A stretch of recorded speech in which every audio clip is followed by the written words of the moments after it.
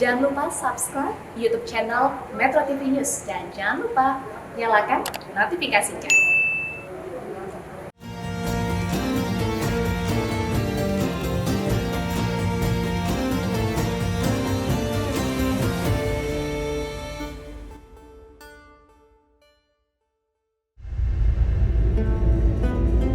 Assalamualaikum warahmatullahi wabarakatuh.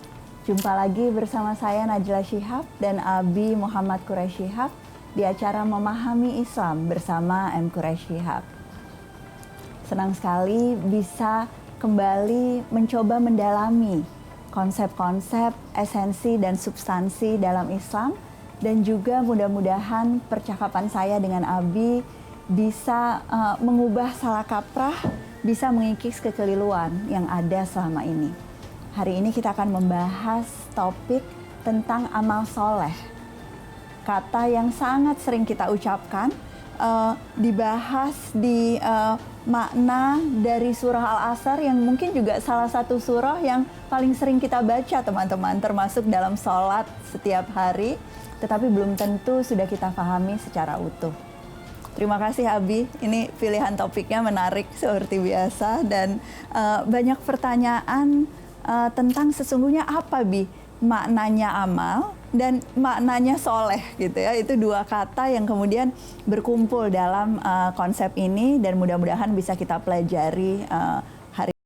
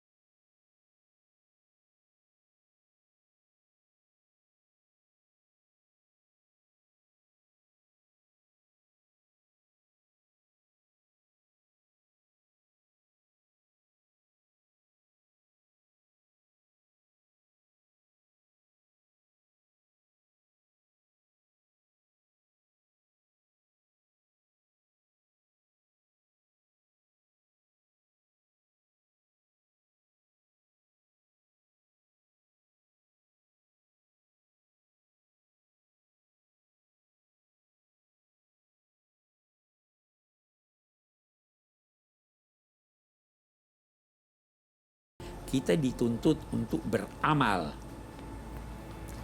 Apa itu amal? Ada orang-orang berkata penggunaan daya. Lantas dia tuntut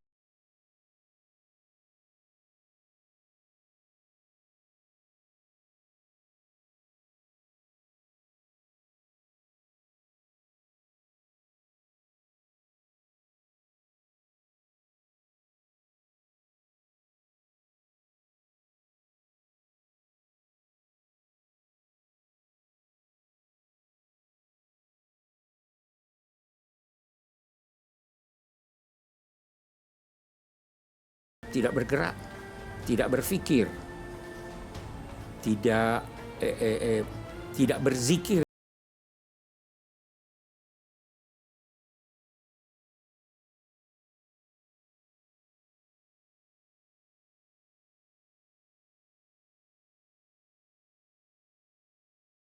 Soleh. Kita akan lanjutkan pembahasan. Tadi Abi sudah menyampaikan bahwa amal itu bukan sekedar tindakan yang sesekali, bukan yang tidak disengaja, tetapi yang kita lakukan sebagai manusia, berulang, dengan niat, dengan tujuan. Nah, mudah-mudahan kita akan bisa melakukan amal-amalan ini, tetapi tentu bukan sekedar amalan, tetapi amalan yang soleh. Kita akan bahas maknanya sudah ini. Apa bedanya amal soleh dengan khair, amal yang baik ya Bi ya. Nah ini juga akan kita bahas sesudah jeda berikut ini. Jangan kemana-mana, tetap di Memahami Islam bersama M. Quraish Shihab. Amalan tidak diterima kecuali dengan niat yang tulus.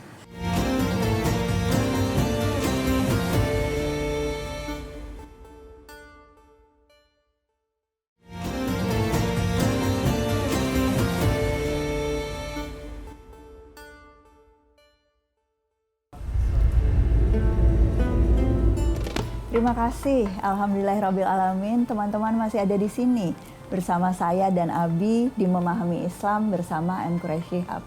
Dan kita masih membahas tentang konsep amal soleh. Tadi banyak dibahas di Quran Surah Al-Asr. Mudah-mudahan diskusi hari ini menambah pengetahuan dan juga meningkatkan semangat untuk terus mempraktekkan apa yang kita pelajari. Kita lanjutkan pembahasannya, Abi.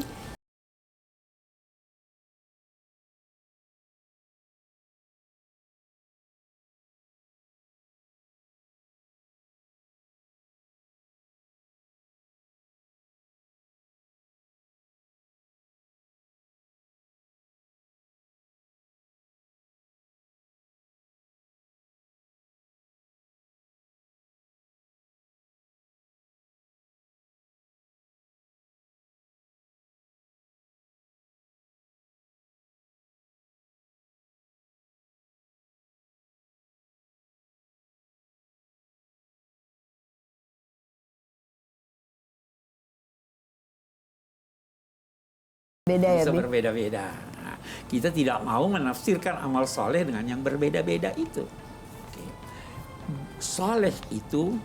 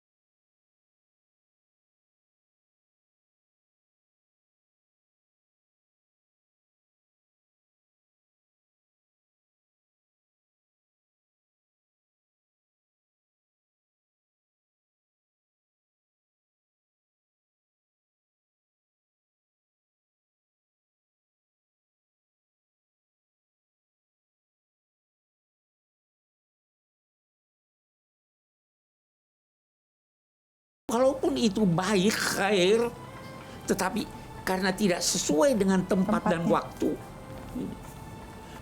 Soft katanya, harus soft, rapat. Itu baik. Tetapi dalam masa pandemi di mana ada bisa terjadi penularan virus, itu sudah tidak soleh namanya. Harus dipisahkan.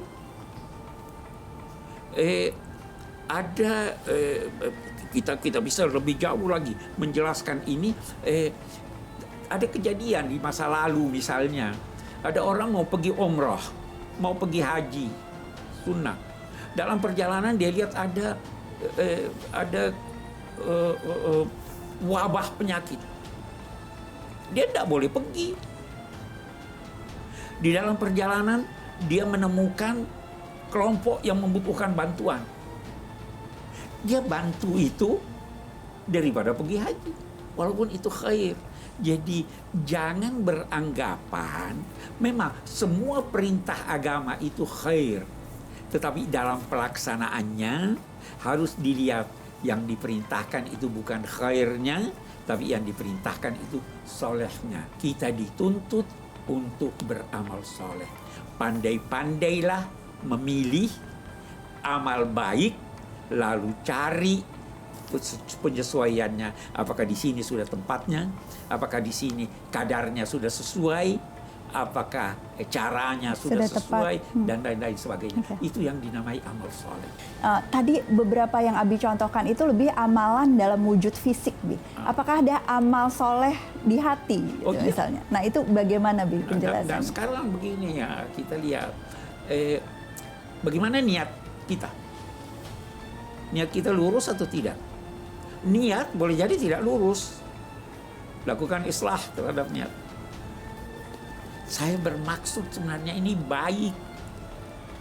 Niat baik. Laksanakan itu. Tapi sebelum dilaksanakan, lihat tempatnya sudah atau tidak.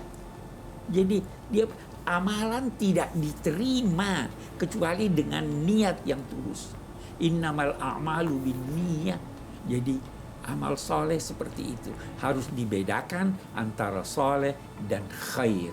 Dan amal tidak cukup hanya sekali. Betul. Jadi harus membedakan antara fi'il dan amal, kemudian harus membedakan antara sekedar khair atau memang soleh. Banyak yang harus kita pahami bersama teman-teman. Tadi juga disampaikan amal bukan hanya dalam wujud fisiknya, tetapi motif di dalam hati yang hanya Allah yang mengetahuinya, itu juga bagian yang penting dari perilaku kita dalam menjalankan amal yang soleh ini. Mudah-mudahan banyak bertambah pengetahuannya, tetapi masih ada diskusi lanjutan sesudah jeda berikut ini. Jangan kemana-mana, tetap di Memahami Islam bersama M. Quraish Shihab. Bekerja demi karena Allah. Kalau Anda tidak mendekatkan diri kepada Allah, jangan datang meminta kepada Tuhan, mana ganjaran saya? Ganjaran yang Anda terima boleh jadi sudah diberikan Tuhan di dunia.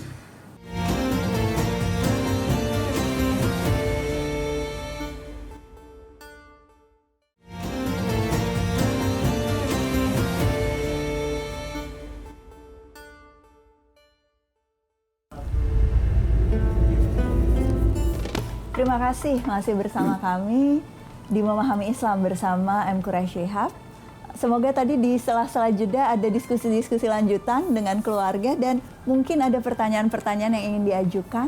Bisa selalu mengajukannya lewat sosial media dan insya Allah akan saya dan Abi jawab di episode berikutnya.